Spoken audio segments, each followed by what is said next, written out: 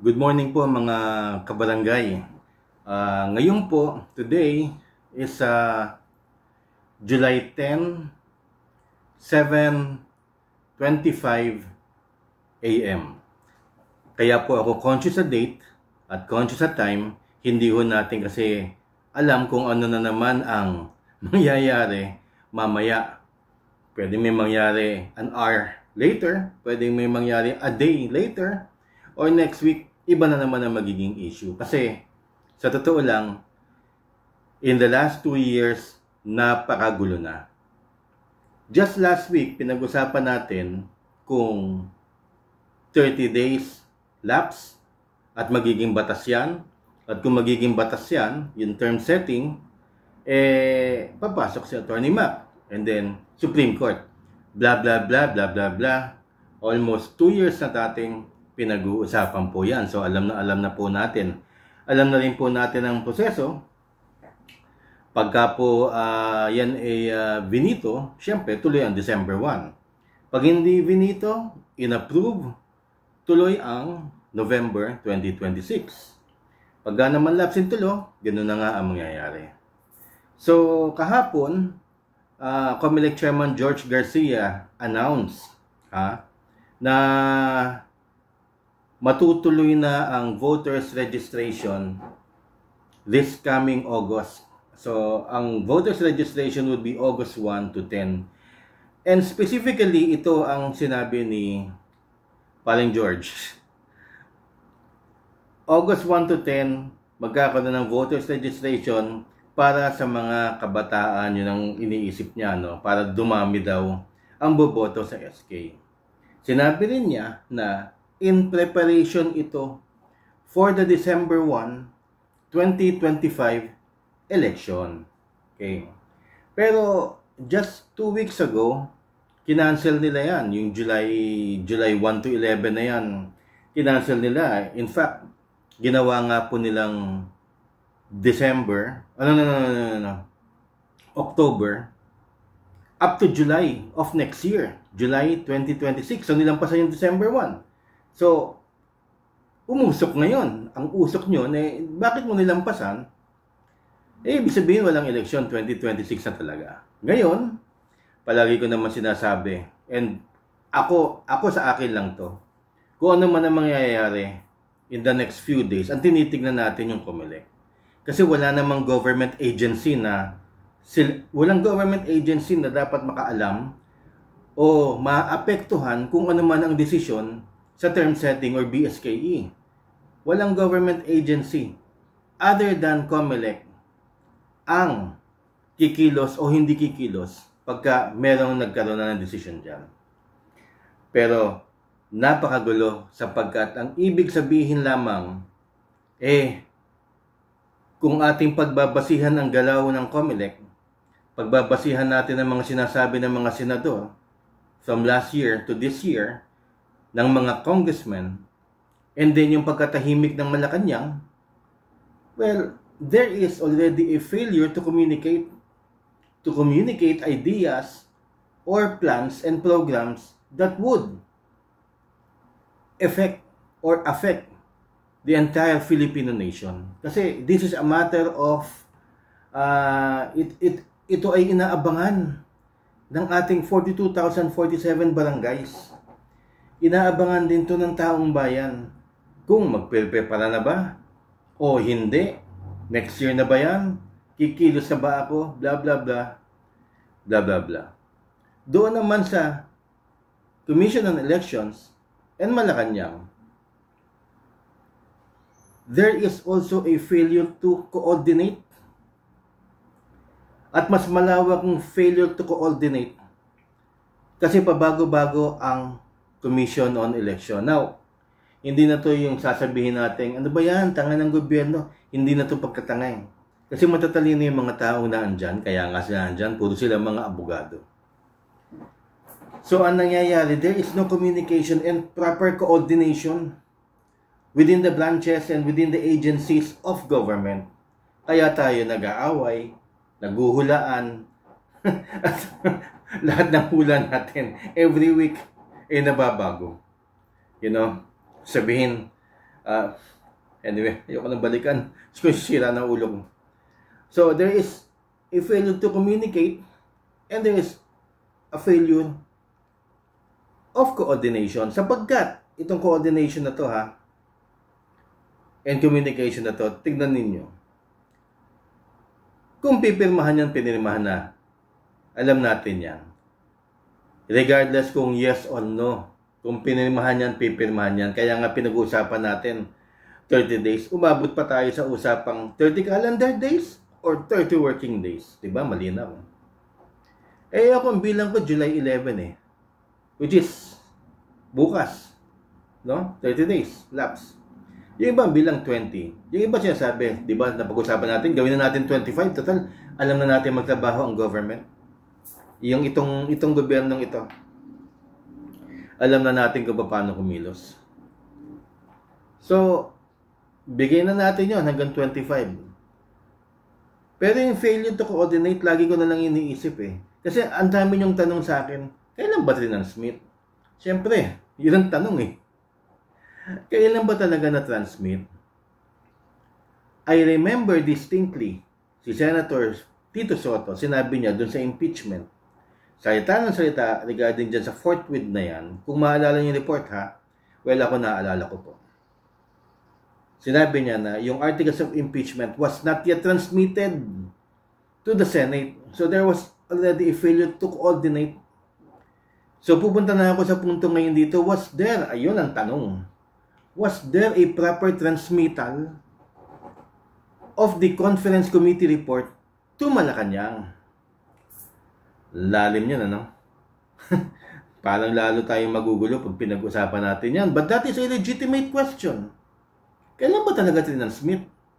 Kasi ang pagkakaalam ko, pagka yan pumasa in session, 3 days later dapat nakatransmit na po yan sa Malacanang for signature, di ba? Pero sine die, adjournment, hindi natin alam kung meron silang leeway kung kailan nila itatransmit.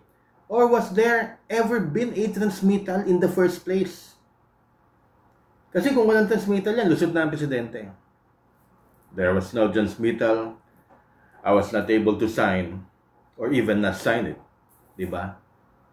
Lusot na ang presidente kung walang transmittal. Kasi kung bibilangin natin 3 days later o kaya 1 week later, para sa akin, overtime na Pero kung sasabihin natin sa 2025 pa, mas lalong super overtime, triple overtime na po yun. So was there ever, meron ba talaga naging transmittal na naganap? Pero sabi ko nga kanina, excuse me, maaga tayong pumasok Sabi ko nga kanina, hindi na yung question of nanlilin lang o kagaguhan, I'm sorry for the word, or katangahan, wala naman wala naman ganyan sa gobyerno They are all capable people, no? And kung coordination lang yan, at saka communication, hindi naman siguro, at ganito yung a matter of a public interest, hindi naman talaga dapat, kasi marami nagko-comment sa inyo, pinagdalaroan na ang damdamin. Ang tanong, bakit tayo nagkahagulo ng ganito? Second tanong. Well, it's simply because, babalik tayo dati sa mga pinag-usapan na, it is a flawed document. Yung bill na yan, maraming sabit. Hindi na maintindihan kung pipirmahan, at pag pinirmahan baka ma-unconstitutional, tuloy pa rin ang eleksyon sa December 1. Or kung, yung sinabi ko nga 30-day lapse, pagdating ng 30-day lapse, kakalabanin pa rin ni Attorney Mac pag naging RA yan, at pag naging RA yan, hindi natin alam, sinabi na ni Chairman George Garcia, baka magkaroon ng restraining order galing sa Supreme Court. Tuloy din yung December 1. Tapos madideclare pa na unconstitutional. Pag nadeclare na unconstitutional, hindi natin alam kung sino yung babanatan. Ngayon, I'm not pwedeng may ma-impeach. Because that is a culpable violation of the Constitution. Twice na pumirma sa isang unconstitutional enactment. So, was there ever a transmittal kung alam nilang it is a flawed document? Maraming sabit na dokumento yan. Or, kung maglalaps na napakagulo na, triple overtime na, babanatan pa rin ni Atty. Mac sa Supreme Court. Ganon din ang kalalabasan. So, magulo na nga. And I hope na eto may naalala lang akong chismis. Actually, hindi chismis to. Chismis ko lang yung mga kaibigan ko, Kahapon, nagpunta ako sa barangay Don Bosco, yung dating pinagsisilbihan kong barangay. Meron kasi akong ni-request na palinis, bla bla bla. So, kausap ko yung mga kagawad. Kausap ko rin yung mga, yung admin na dating kapitan na sila yata nagbabalak, of course, na magbuo ulit ng team. Yung kapitan nila, tsaka sila, sapagkat yung ibang kagawad nakakalungkot. Chismis, hindi chismis. Ba't ko sinabi? Yung mga kagawad lumipat na sa kabilang kampo. Anyway, nakakalungkot dahil pagdating sa barangay kahapon, ang sama ng atmosphere dahil hindi nagpapansinan, hindi nga nagtitinginan, binubulangan pa ako. Anyway, ang sabi sa akin doon, alam mo, Kags Butch, itigil na nila yan. Tuloy na. Kung ano man, kasi pagod na ang puso, damdamin, diwa ng ating mga kabarangay. Kung ayaw niyang pirmahan, kung talagang flawed document yan, at saka kung lalabas na unconstitutional, kung hindi man unconstitutional, tumagal sa Supreme Court, tuloy niyo na lang. Kasi laban na. Kasi ganito nga nangyari, nagkahagirian na lahat And then, nung sinabi na mukhang matutuloy, gumawa na ng team yung isa, paggawa ng team, di nagkabukingan na, hindi na sila nagpapansinan. Which I think kasi nangyayari na sa mga barangay ngayon. Hindi ako galit Nagagalit ako sa nangyayari, pero nalulungkot ako sa nangyayari sa barangay namin. Kasi yun na naman Dahil, for failure to communicate what would happen in the next few months, kung December yan, o November, and then failure to coordinate within government agencies na hanggang ngayon, si Boss George Garcia ay hindi alam. Para siyang manok na tumitilaok kada minuto. Tapos iba-iba ang ginagawa. There's a failure to coordinate your plan of action. So hindi na natin, ako i-maintain ko yung mga posisyon ko noon. Kung babalikan ninyo, mahalata nyo kung ano talaga. Pero hindi na yun ang usapan Hindi na usapan na, may eleksyon, may Hindi, 1 year lang naman yan. Ano ba naman yung pinagtatalunan natin? Sus ko po. Ang pinag-uusapan dito, yung gobyerno na. The question lies if the government is competent enough to communicate and coordinate their plan of action to the people. Especially now kung overtime na at nagkahagulo na ang mga barangay. Yun po ang message natin ngayon. Na magkaisa tayo mga kabarangay, if there is no coordination at the top, at least man lang tayo meron dito sa baba. Kasi nakakaawa ang taong bayan. Doon po siya nagsasabi sa FB na tuloy pa rin ang trabaho nila. Maraming salamat. Go. Doon naman sa mga aspirants na nais tumakbo, go. Hindi na natin alam Yun nagsasabing sa SONA yan malalaman. Sana nga sa SONA. Once and for all.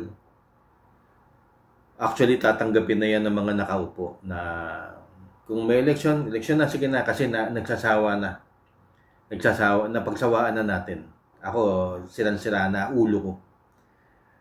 Pagka naman next year, haba na naman ang kwentuhan natin, unconstitutional o constitutional.